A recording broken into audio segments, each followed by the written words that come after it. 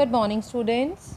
Today I am going to give you the explanation of chapter number 5, and it's a poem, I Dream a World by Langston Hughes. The correct pronunciation is Hughes and not huge or Hugh. It's Hughes, Langston Hughes. And the full name of Langston Hughes is James Mercer Langston Hughes.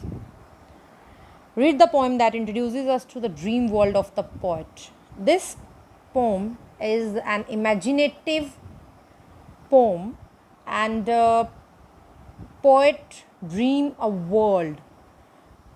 As we already read about the poet, and in his life history, we read that he and his family faced racism. So this poem is his imaginative poem in which the hate thing is not persist. Everywhere is love. So now we are going to start the poem. I dream a world where man no other will scorn, where love will bless the earth and peace its paths adorn. I dream a world. मैं उस world का सपना देखता हूँ where man, एक आदमी दूसरे आदमी को no other will scorn, एक आदमी दूसरे आदमी को या एक इंसान दूसरे इंसान को नीचा नहीं दिखाएगा. स्कॉर्न, नीचा दिखाना, या किसी को डिसरिस्पेक्ट नहीं करेगा. स्कॉर्न इज डिसरिस्पेक्ट या फिर किसी को टर्न डाउन, नीचा दिखाना. Where love will bless the earth and peace its path adorn. I dream a world where man no other will scorn. यहाँ पे डिसरिस्पेक्ट जो है उन्होंने फेस करा था अपने टाइम पे, उस चीज़ को वो वहाँ पे रिजेक्ट करते हैं कि यहाँ पे ये चीज़ नहीं होनी चाहिए in the world.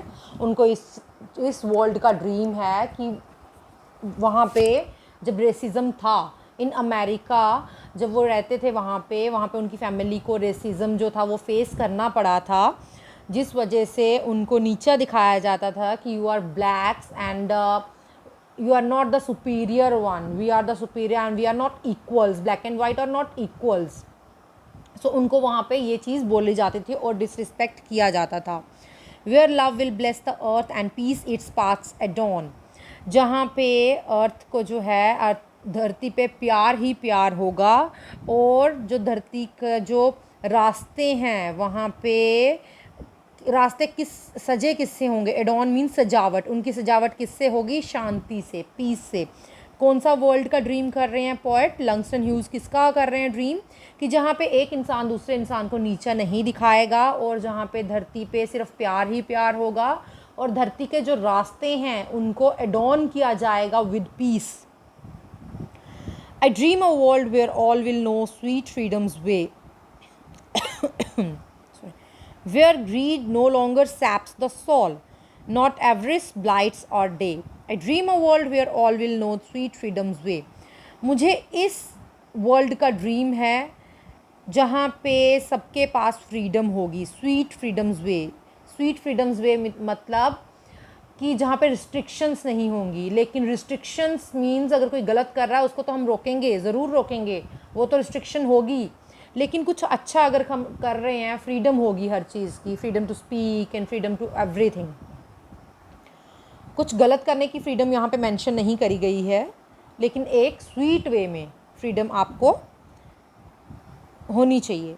Where greed no longer saps the soul, not avarice blights our day. Where greed means lalach. Avarice means lalach. Where no saps the soul. Saps means हमारी आत्मा को ख़राब. जहाँ पे लालच हमारी आत्मा को ख़राब नहीं करेगा या हमारी आत्मा को गलत नहीं होने देगा लालच. मैं उस वर्ल्ड का ड्रीम करता हूँ. Not avarice blights our day. और जो लालच है वो हमारे ब्लाइट्स भी खराब और हमारे दिन को ख़राब नहीं करेगा. हमारे दिल में लालच नहीं आना चाहिए. A world I dream where black और white whatever race you be will share the bounties of the earth and every man is free.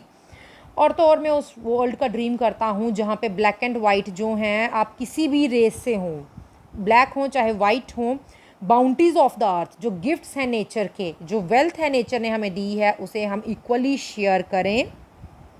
और हर इंसान आज़ाद हो।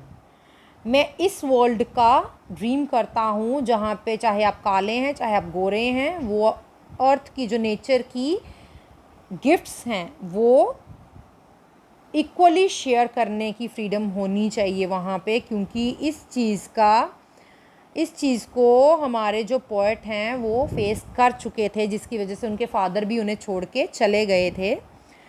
Where wretchedness will hang its head and joy like a pearl, attend the needs of all mankind, of such I dream or world.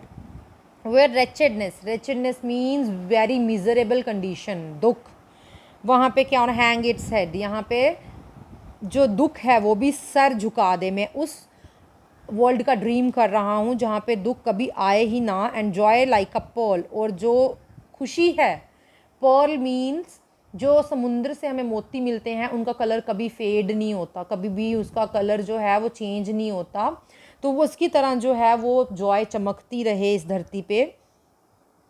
Attend the needs of all Mankind, और जो Mankind जो इंसान है उनकी जो बेसिक नीड्स हैं, like shelter, food, clothes, ये basic needs जो होती हैं ह्यूमन बींग्स की, वो पूरी होती रहें। ऑफ सच ए ड्रीम, और मैं इसी एक जो वर्ल्ड है उसका ड्रीम कर रहा हूँ। कौन सा वर्ल्ड है? जहाँ पे एक इंसान दूसरे इंसान को नहीं टर्न डाउन नहीं करेगा, जहाँ पे लव ही लव अर्थ पे होगा, जहाँ पे पीस जो है धरती के रास्तों को शांति से सजाया जाए।